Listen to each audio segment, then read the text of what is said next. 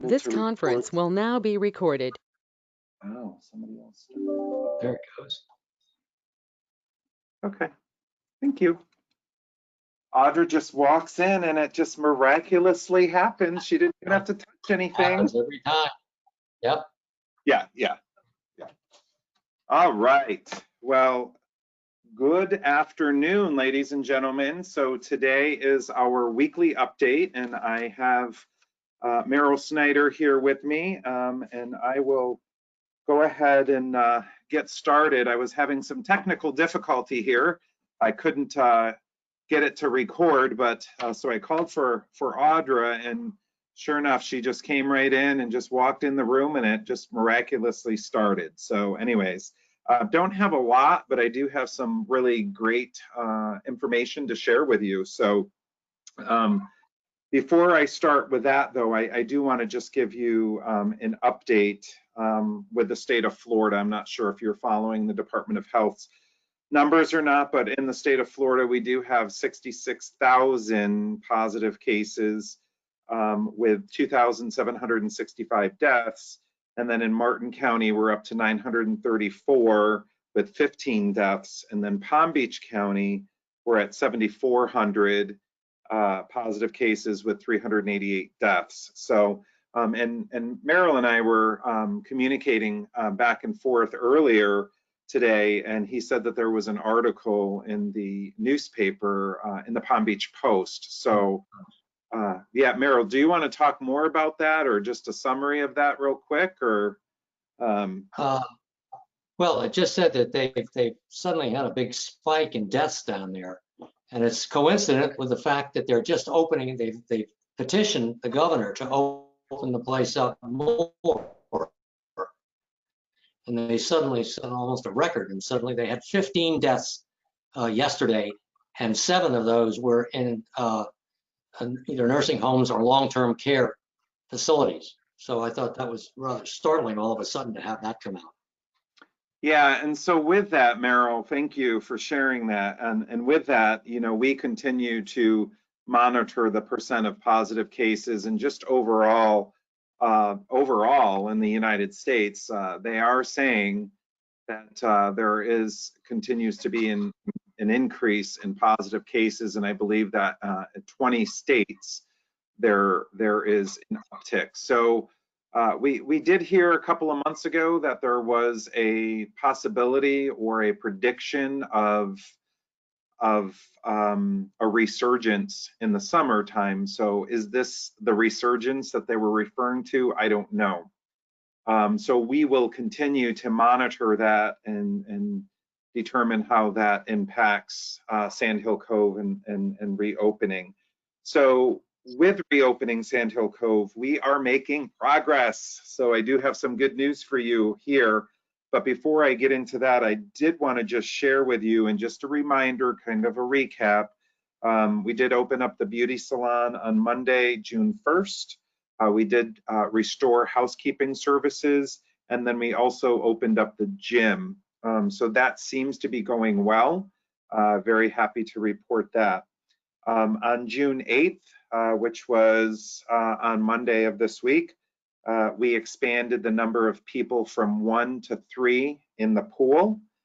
So that's awesome. And then we have also restored the massage therapist, Condell. So Condell is doing house calls, and she has a whole protocol set up for making sure that she's delivering your massages you know, safely and appropriately. So we're happy to report that.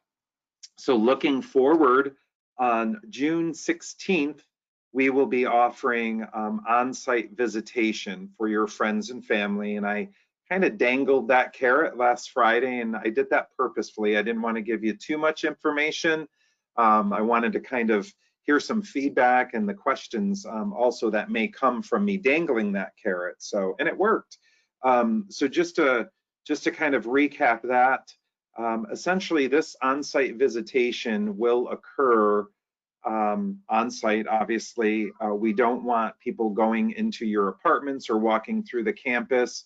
So we've identified the Cove patio dining area as the on-site visitation. And so this service is being coordinated by our life enrichment department. So both Phyllis and Karen can take your schedule request for that. And I will put this information in the weekly. There's a whole sheet of visitation guidelines, but in essence, we will be offering and coordinating visitation from Tuesday through Sunday, beginning at 10 a.m. in the morning, with the last visitation appointment ending at 2 p.m. That also, the individuals coming through to see you will be screened at the guardhouse. We've had some discussion on this. So there is an executive order that doesn't, and it's not being driven by the type of community that we are. It's actually being driven by the governor to protect us as Florida citizens from people coming into the state. So he had created this executive order a couple of months ago, and it has been extended through July, that if somebody is coming in from New York, New Jersey, Connecticut, the tri-state area, he also says Louisiana, and then other affected areas, if they're coming into the state, be it driving, flying, however, but if they're coming from those areas, they have to be quarantined for 14 days. So what I would say to you is this: if you have friends or family that are driving down or coming down from one of those areas, you need to speak to Phyllis or Karen to identify how many days they need to be quarantined for before they can come on site, because that is part of our questioning in our screening form as directed by the governor. So just know that, you know, this visitation is all great, but they will be screened at the guardhouse. And if they're coming in from one of those four states, New York, New Jersey, Connecticut, or Louisiana, they will not be allowed to come on campus unless they've been quarantined for 14 days. Let's see here. I think. So the other thing is that we will ask your visitors to wear a mask. We'll have a hand sanitizing station out there. Parking will be to the left of the pavilion. So we're gonna mark off about 4 to 8 parking spots. So when people come in, because we're allowing 4 visitors, we'll have tables. We'll have 2 tables set up, one for the residents, and then 1 table for the visitors, which will accommodate 4 visitors. And then we'll have people directing the visitors over into that area. So, and again, visitors must bring their own masks and hand sanitize. So that's the big news that's coming up next Tuesday. In addition to that, upcoming, and I haven't even shared this with Merrill yet, or at least I don't think I have, but over the next 2 weeks, we are going to be working out the details of creating and allowing small group activities. So I had a call today with corporate, and it looks like, you know, because we are doing so well here at the campus and we don't have any positive cases, that we can move towards the small group activities. What that means is that we will be able to accommodate 10 groups of 10 or less. The challenge with that is that we have been using the card rooms as an employee break room, so that we can provide proper social distancing for our employees. So we have some details that we need to work out internally before we can just go ahead and use that card room for small group activities. So stay tuned on that, but that should, if we can get it all ironed out before 2 weeks, we'll do it as soon as we get it ironed out. But I'm projecting 2 weeks, which would put us at June 22nd. In addition to that, we have the green light to move forward with some additional food and beverage services. And so what that means is that people can come down and either pick up their brown bag, or they can come down and do what we call a grab and go. We have to work through those details yet, so I'm just, again, dangling that carrot out there just to let you know that this is what's coming. This is what's coming for you. So I'm really super excited about that. Everyone's been so patient, and I know that patients are wearing thin on that. The other thing is trash pickup. So when we started seeing all of the styrofoam containers and so forth, we saw an increase in trash. We decided that we would go ahead and do that trash pickup every day at your door. And that is going to end on Monday, June 15th. So effective Monday, June 15th, you will be responsible for picking up the trash that we normally picked up. Because what we're finding is that with the restoration of services, we need to shift our resources, our human resources, into these other areas, so they don't have the time now or the capacity come Monday to be picking up trash. So hopefully you can understand that. And then I do want to address the trash too, because it's been brought to my attention probably within the past month. There have been a few instances. I think the one started on Memorial Day where we had some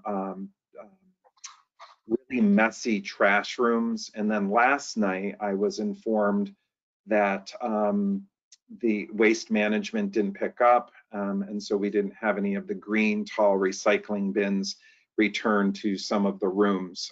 So Sam has been working with waste management to work out those bugs. We've actually ordered additional new green bins, so we'll have additional green bins. So when the other ones are overflowing and that haven't been picked up, we'll have a couple extras that we can just simply slide in. So I really am sorry. I saw the trash room last night and I was appalled. So I'm really sorry that that is happening, and just know that we are addressing it and working with waste management to do what we need to do to resolve this on an ongoing forward basis. So the last thing that I will share with you, and it's all good news, is that we have, I think I mentioned this in my weekly update last week, but we did test 213 folks, residents, staff, vendors,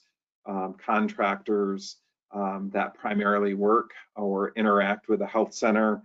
We are waiting for about 7 of those results, but thus far over 200 results have come back, and they are all negative. So what I would say to you is as the world around us continues to open up and you go out into that world, I would just really encourage you to use your mask, cover your nose, use proper hand sanitizing techniques to make sure that you're not bringing that back, because it just gets harder and harder for us to maintain the integrity and the safety of our community from this virus as everything opens up around us and we see the number of cases ticking up.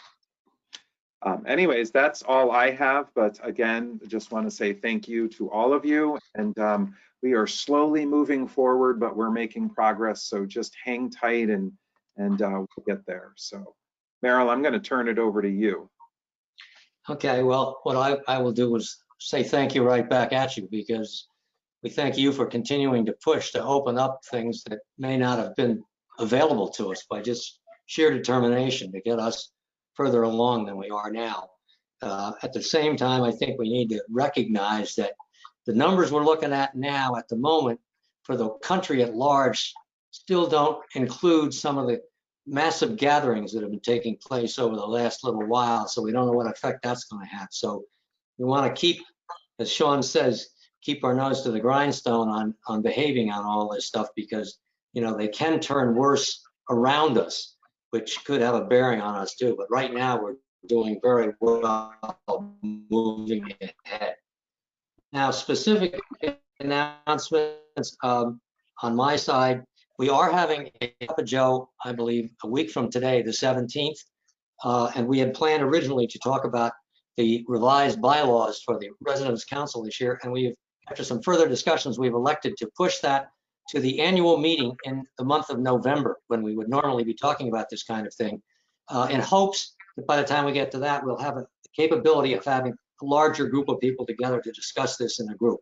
We don't know that for sure. It may not happen, but we felt the best part of better part of valor was to do that where we have a better chance for having a more open session. Back then, right now, we still have to do it basically remotely. So that's going to be a change. The Cup of Joe is still on, but we will not be reviewing the bylaw changes at this point in time. But let me assure you that the changes proposed would not have substantially changed the way we're going to operate. We will still continue to serve the residents just exactly as we have been. There'll be nothing, no steps lost in that process. The second thing is on the New Horizons presentations. They are continuing, even though we've gone through the first group that Pete Morrissey put together. They're still, I understand from reading some stuff that some guy is going to talk tomorrow about branding. And this has nothing to do with steers, by the way. The only thing that would have to do with steers would be rather an iconic symbol that I think was used by somebody called Merrill Lynch when they talked about their standing on America and investments. But aside from that, we're not going to be sticking any hot irons on any steers at this meeting, but we will be talking about various branding situations that have come up. And frankly, I'm going to be talking about this because I've had quite a bit of experience in it. So if you're interested in knowing about how people come up with positionings and taglines like we're building a smarter planet or the ultimate driving machine, or heaven knows, we're number 2 and we try harder. Who would possibly bring that up if you're not number 1? And something like the quicker picker upper. We're going to talk about any number of brands, probably somewhere around 20 before we're through, and try to explain how people come up with these ideas and how exactly they make a brand distinctive in the marketplace. So right now, the schedule is pretty full, but I would encourage you to sign up on the wait list, which is available, because my experience, and I've been to every one of these so far, is that what happens is some people do not show up for their scheduled thing. When they get called, they just say they're not going to be able to make it, so that there are openings available. So I would continue to sign up. And that's pretty much what I have, Sean. So. Okay. Well, great. Well, thank you, Merrill. We appreciate you talking about branding. We know that's very important, and you and I have had a lot of conversation about Sandy Cove's brand. So Yeah. We appreciate you leading that. Anyway, so that does conclude our weekly update. Remember, this is viewed, or this is broadcasted at 2 and 3 o'clock daily, and then we are doing this on a weekly basis on Wednesdays at 2. And if you have any questions, just send them my way or to Merrill, and we can sort through those and address them here at the Stay at Home Lounge. So for now, we're going to sign off, and thank you very much, everyone. Have a great rest of your day.